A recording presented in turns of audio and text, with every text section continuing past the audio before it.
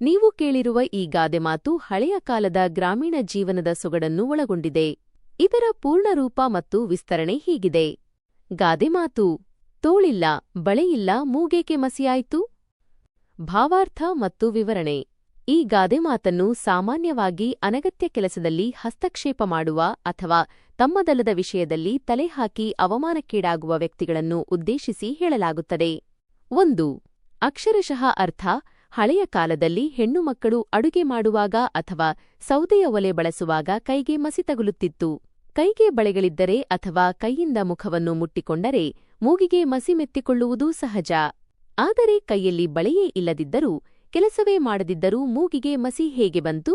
ಅಂದರೆ ಸಂಬಂಧವಿಲ್ಲದ ಜಾಗಕ್ಕೆ ಹೋದರೆ ಅನಗತ್ಯವಾಗಿ ಕಲೆ ಅಂಟಿಕೊಳ್ಳುತ್ತದೆ ಎಂದರ್ಥ. 2. ಅಂತರಾರ್ಥ: ಜೀವನ ಪಾಠ. ಅನಗತ್ಯ ಪ್ರವೇಶ: ನಮಗೆ ಸಂಬಂಧವಿಲ್ಲದ ವಿಷಯಗಳಲ್ಲಿ ನಾವು ಹಸ್ತಕ್ಷೇಪ ಮಾಡಿದಾಗ ಅದರ ಕೆಟ್ಟ ಪರಿಣಾಮಗಳು ಅಥವಾ ಅಪವಾದಗಳು ನಮ್ಮ ಮೇಲೆ ಬರುತ್ತವೆ. ಅಪವಾದ: ನಾವೇನೂ ತಪ್ಪು ಮಾಡದಿದ್ದರೂ ಕೆಟ್ಟವರ ಸಹವಾಸ ಅಥವಾ ಅನಗತ್ಯ ಚರ್ಚೆಗಳಲ್ಲಿ ಭಾಗಿಯಾದಾಗ ನಮ್ಮ ವ್ಯಕ್ತಿತ್ವಕ್ಕೆ ಮಸಿ, ಕಳಂಕ ಬಳಿಯುವ ಸಾಧ್ಯತೆ ಇರುತ್ತದೆ. ಜಾಗರೂಕತೆ: ಒಂದು ಕೆಲಸದಲ್ಲಿ ನಮ್ಮ ಪಾತ್ರವೇ ಇಲ್ಲದಿರುವಾಗ ಅಲ್ಲಿ ನಮಗೆ ಅವಮಾನವಾದರೆ ಅದಕ್ಕೆ ನಮ್ಮ ಅತಿಬುದ್ಧಿವಂತಿಕೆಯೇ ಕಾರಣವಾಗಿರುತ್ತದೆ ಎಂಬುದನ್ನು ಇದು ಎಚ್ಚರಿಸುತ್ತದೆ. ಬಳಕೆ: ಯಾರಾದರೂ ತಮಗೆ ಸಂಬಂಧಪಡದ ಜಗಳದಲ್ಲೋ ಅಥವಾ ವಿಷಯದಲ್ಲೋ ತಲೆಹಾಕಿ ಕೊನೆಗೆ ಸುಮ್ಮನೆ ಬೈಸಿಕೊಂಡಾಗ ಅಥವಾ ಕೆಟ್ಟ ಹೆಸರು ತಂದುಕೊಂಡಾಗ ಹಿರಿಯರು ಈ ಗಾದೆಯನ್ನು ಬಳಸುತ್ತಾರೆ.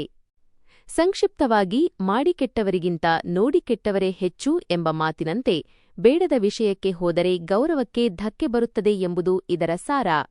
ಈಗ